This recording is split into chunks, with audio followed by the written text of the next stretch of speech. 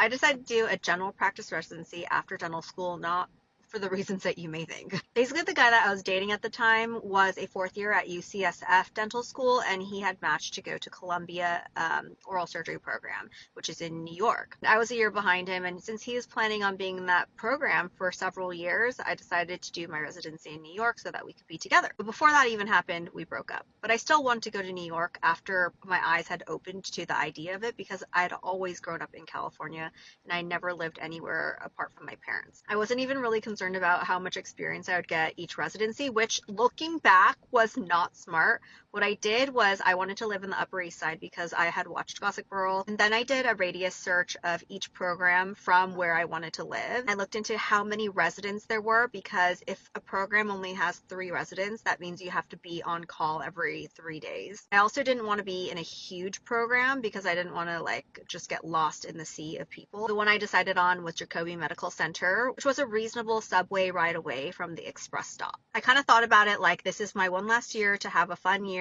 and be in the protective bubble of school or an institution before I go into the real world and start practicing in real life. I had so much fun in New York City. It was the best time ever. I would never take it back, but your girl was not mentally prepared for what this residency actually entailed. When I say level 1 trauma center, I did not exactly know what that meant. And just to give reference, I'm a cosmetic dentist in a boutique practice. So all the stuff that I did in residency really did not help me or didn't it's not related to what I do now. Residency is good for that like extra year of comfort. You're learning and getting your speed up or maybe being exposed to procedures that you weren't exposed to in dental school. When I got there, I didn't feel like I was a fish out of water with dentistry. Like, I think I could have gone straight to private practice, but I honestly can't say that about everybody that was there. And this was like 2010.